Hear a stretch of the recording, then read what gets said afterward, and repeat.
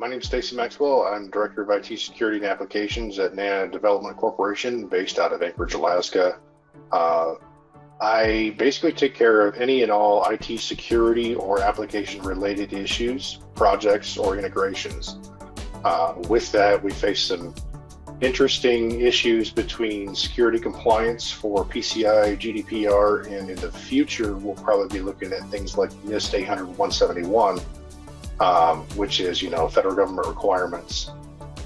And moving forward, it's going to be interesting to see how that is going to be one of the issues we work with as a remote workforce now. So, been working with BigFix for a while now.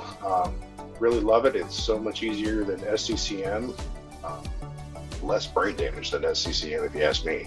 And been having a great time.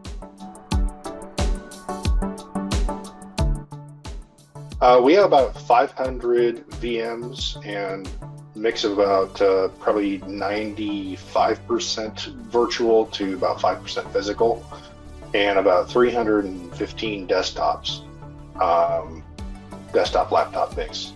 But that's all over the country as far as location goes. So having the external proxy ability for BigFix to be able to do a lot of things like remote control or distributed patch management is really handy.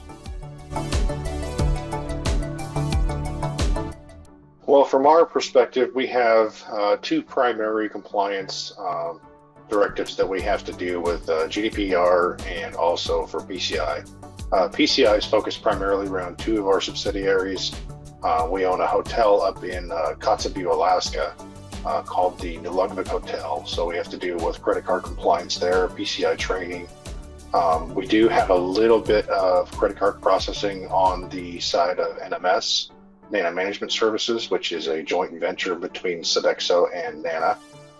It's a very services-centered kind of organization. So there's a lot of buying materials, buying food. They do a lot of restaurant management, that kind of thing. When we were looking at deploying BigFix, we wanted to do PCI compliance management for data type regulation. We have made that work pretty well, actually, by blocking out, ability to store certain pattern texts, things like that, using the compliance module. We've also been able to mandate encryption methods, so it's been very, very effective in doing a lot of that. Without disclosing some of our internal business, processes, I would say that BigFix has been absolutely critical in the PCI compliance side, because we can push it to any workstation that actually is responding to our external proxy. So if we have a manager traveling, we don't have to worry about their workstation being uncompliant off of the network. With GDPR, it's been kind of a slower rollout because we don't have any offices operating within the European Union. We do have one subsidiary that is a federal side of things. A lot of times when you have federal operations or government contracting, they're kind of a separate division. And with that, we have given them free rein to do what they need to do. But they're looking to us as kind of an example of how to push out a lot of the GDPR stuff to see if we're going to be able to make all the necessary data research compliance directives happen easily. We actually didn't do much of anything with SCCM in the PCI compliance world because it was so difficult. We were doing a lot of custom PowerShell scripting. We were doing a lot of manual training, a lot of manual fixes. So BigFix is a heck of a lot better on that. Being able to push out custom command sets to do things like enforcing security policy, enforcing encryption methods for certain applications, options within the registries, so much better. With GDPR, honestly, we've only had 2 inquiries to date because we honestly just don't do a lot with it. One of them was actually fraudulent. So when we figured out it was fraudulent, they were literally trying to dig for information on, what our resources were, our involvements, that kind of thing. So the other one was a Yeah, they were trying to impersonate a former employee. When we asked for confirmation of identity, the whole thing collapsed. For the near future, we're actually going to be looking at using BigFix for OS deployment sometime in the future.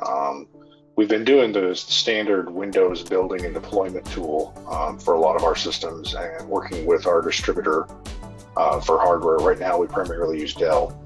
We work with them to do a lot of the custom imaging straight from the factory. That's not turning out to be so productive. Don't know why. Probably some software inconsistencies between vendors and how their setup processes work.